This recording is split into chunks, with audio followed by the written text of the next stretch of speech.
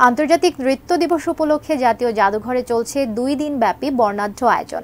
বিশ্বময় নাচকে জনপ্রিয় করা এবং নাচের মাধ্যমে মানুষে মানুষে সম্মেলন ঘটানোই দিবসটি পালনের উদ্দেশ্য বলে জানান নৃত্য ব্যক্তিত্বরা।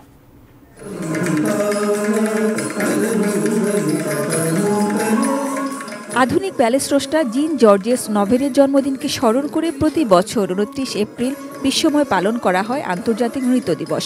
ইউনেস্কোর পারফর্মিং আর্টসের প্রধান সহযোগী আন্তর্জাতিক থিয়েটার ইনস্টিটিউট ITI এর নৃত্য কমিটির উদ্যোগে দিবসটি পালিত হয়।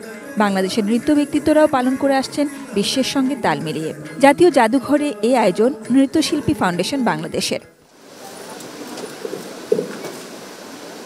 অনুষ্ঠানের বক্তারা বলেন, নাচ মানুষের মনোজাগতিক প্রকাশভঙ্গি, তাই এর মাধ্যমে পারস্পরিক এক সুন্দর সম্পর্ক তৈরি হয়। একটি নৃত্য লক্ষ মানুষের উপস্থিতিতে দেওয়া বক্তৃতা চাইতেও কখনো কখনো অনেক বেশি প্রভাব ফেলে। যে আমাদের সংস্কৃতির চর্চা এর মাধ্যমে সংস্কৃতির মাধ্যমে জনগণকে সচেতন করে গড়ে তুলি। প্রশান্তি, আনন্দ, সেই সঙ্গে জীবনবোধ উন্নীত করতে নাচের ব্যবহার বাড়াতে চান তারা। বিশেষ করে বাংলাদেশের অপরূপ সৌন্দর্য তুলে ধরা, অসাম্প্রদায়িক বাংলাদেশ গড়ে তোলার ক্ষেত্রে নৃত্য চর্চায় জোর দেওয়া দরকার বলে মনে করেন বক্তারা। পৃষ্ঠপোষকতা পাই না একেবারেই, যেটা খুব দুঃখজনক।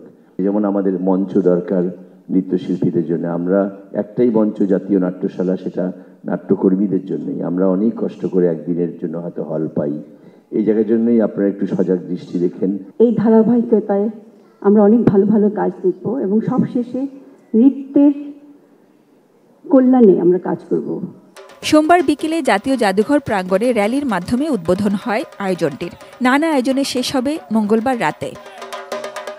Sajid Sweety, ATN news, Dhaka.